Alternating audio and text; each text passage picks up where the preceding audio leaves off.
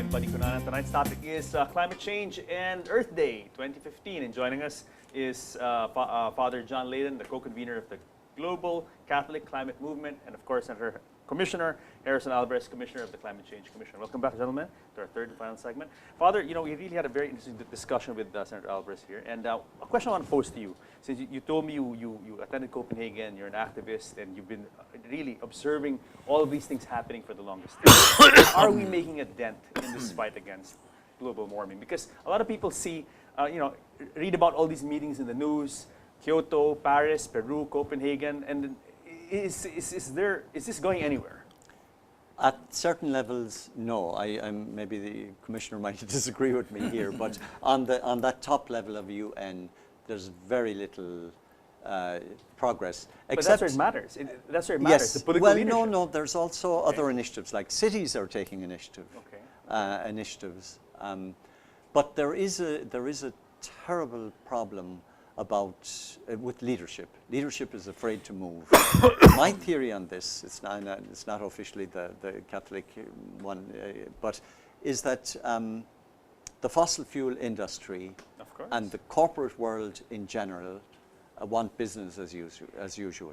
And therefore, no politician, like in the United States, no politician can come out and say, I'm for doing something about climate change. They're committing political suicide. And it has to do with the economy. People want to have their cars. People want to have their conveniences. And people don't want to think about the environment and what they should give up in order to save the earth, right, Senator Alvarez? Yes, buddy, yes.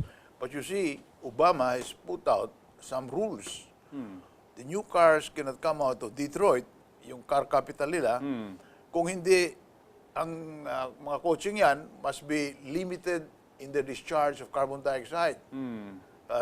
They should go to about 8 miles per gallon. Dati, 5 miles per gallon lang. Ibig sabihin, your car must be very efficient. Magtatapong ng carbon dioxide, ngunit kinakailangang kukunting gasolina, kukunting carbon dioxide. Pero problema ng Senator Alvarez, parami yung mga tao. So, nagka-cut nga tayo ng emissions sa kotse, pero parami na pa yung kotse. That's one effort. Opo. They're also investing on how to tap the solar from their deserts. Renewables, solar system nila. Kaya, they have made commitments that starting in the year 2015 up to the year 2020, 5 taon, they will cut 5.27% of their carbon dioxide. In the 5 years, that will be 5.27 times 5, about 25%. Malaki yun.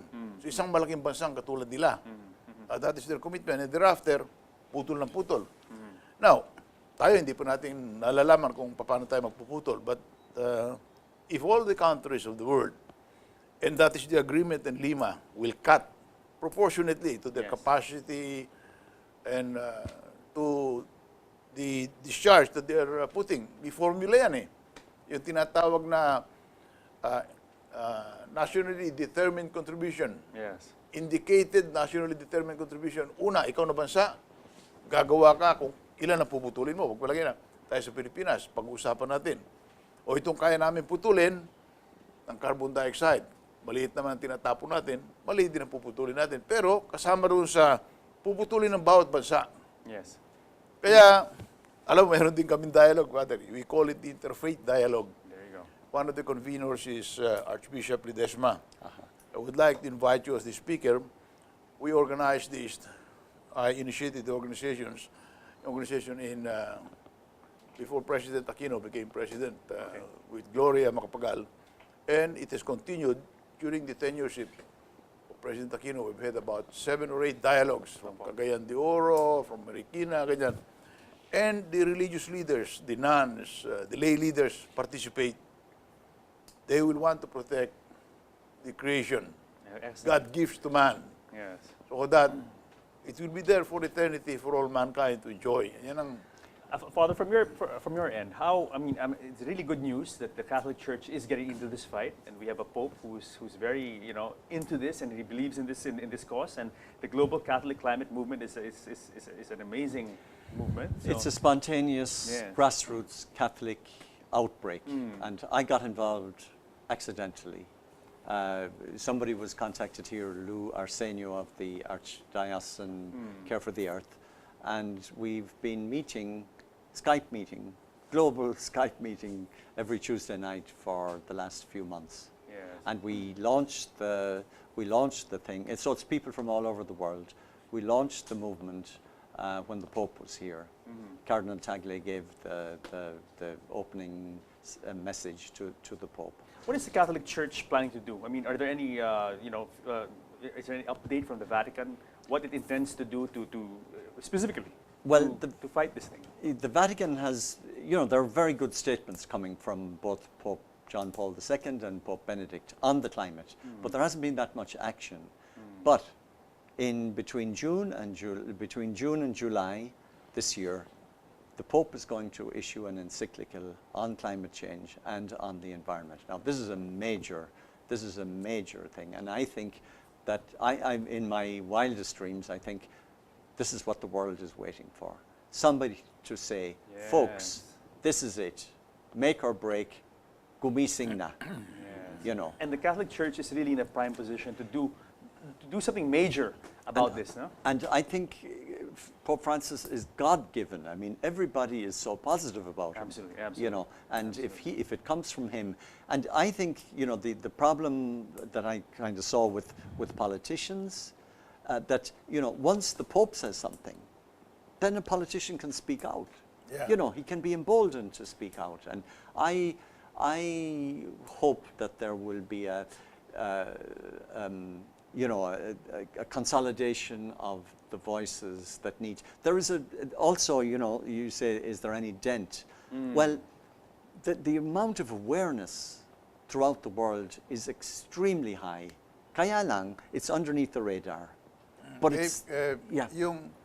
we will join them in their voice. We've been organized for the last 7 years. The interfaith, interfaith groups, dialogue. Yes. Muslims are there, led by Amina Rasul, Bishop Tindero of the evangelical churches.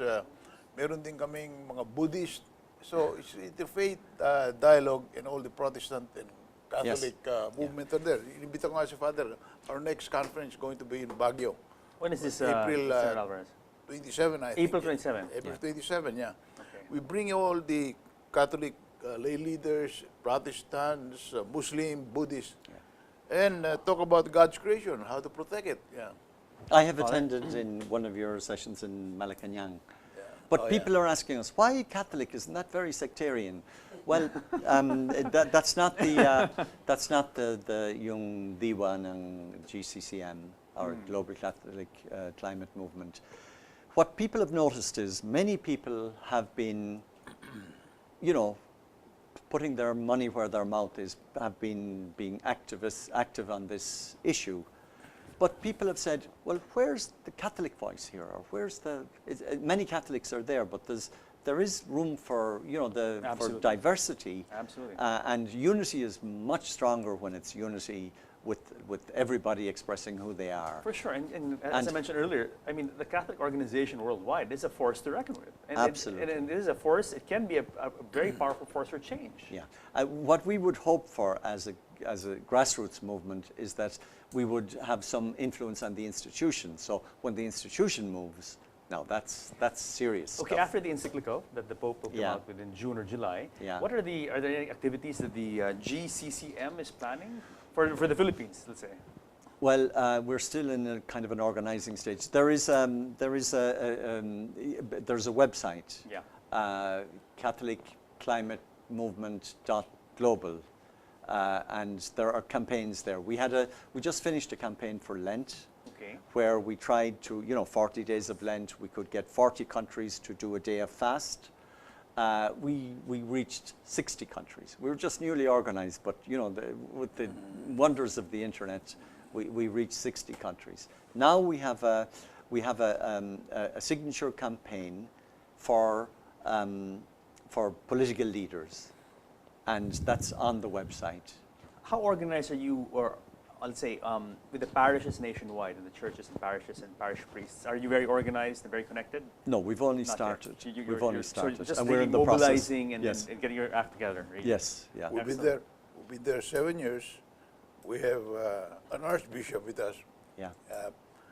Catholic archbishop, and we have Bishop Tindero of global standing in the evangelical movement. Yes. And of course, we have Amina Rasul, who reports to us that the Muslims had issued a declaration of Istanbul addressing the dangers of climate change. So I think the movements are happening in the religious sectors. And if the billions of voices of God's children will join hands with the science that's emerging now, we could find the solution to this death-dealing, destructive force that is man-made. It is Naomi, go ahead. And you know, Pope Francis is going to address the United Nations in August or September, and maybe the U.S. Congress as well. And then coming after that encyclical, that Yes, very yes. groundbreaking encyclical, Yes. and then addressing the U.S. Yes. Congress after. Yes. And I mean, the And UN. and what is being planned for December is that there will be pilgrimages coming from all over the world, centering on Paris. And just, I hope that Yeah. all that positive energy will somehow galvanize the people, the delegates, but Senator Alvarez and the officials present, and which will include you in Paris, and to finally, maybe, as you said, maybe get something done. Yes, yes. To quote Father Layden here. Yeah. You know, people ask me, do you have hope? And actually, I don't have hope. Or do I have, no, people ask me, am I optimistic? I'm not that optimistic. But as a Christian, You have to be. no, as a Christian, it's hope is the virtue. Yeah. Hope springs eternal. You know, optimism is looking at the situation and saying there's nothing can happen here. Hope is saying, oh yeah, God is not sleeping, and miracles can happen, and people can be awakened. I like the way Pope John Paul II kind of framed this issue. He said he called for ecological conversion. And you know, conversion can be instantaneous, and it can be absolutely powerful, like St. Paul on the road to Damascus. So my wish is that for humanity, we'll just have a road to Damascus experience and just wake up to the fact that we are now performing our role as a pest on the planet. And our job is, our task on the planet is to be the mind and heart of every ecosystem, and every species we should be their voice and their defender. Excellent. Senator Alvarez, Yes. Father Layden, we have about 1 minute to close. Maybe, would you like to say something to the audience, Father Layden, before we close? Maybe, a message? Just, we should be the mind and the heart of, my wish is that humanity will wake up from the stupor that we're in and take on the role that God has given us vis-a-vis the rest of the earth community. Very well said. Senator Alvarez? Well, men of faith could be converted because of their worship, because of their belief that God's gift, which is creation, must be protected by man who is the recipient of this gift. But men who can comprehend science have no reason not to move, because science and the evidence that it presents is now very compelling. It is there, carbon dioxide is the culprit, and carbon dioxide has massed around the atmosphere to choke the life that is sustained by Earth. And so we must act together like we're at war. We're at war to preserve our lives. Yeah. Absolutely. So science and religion, I think these are two of the most powerful forces. One is man-made, the other one is God-given to Hopefully, confront this destructive force of climate change. Yeah. hopefully we can make a dent in this fight against climate change. Hopefully, touch wood. Hope. Touch wood.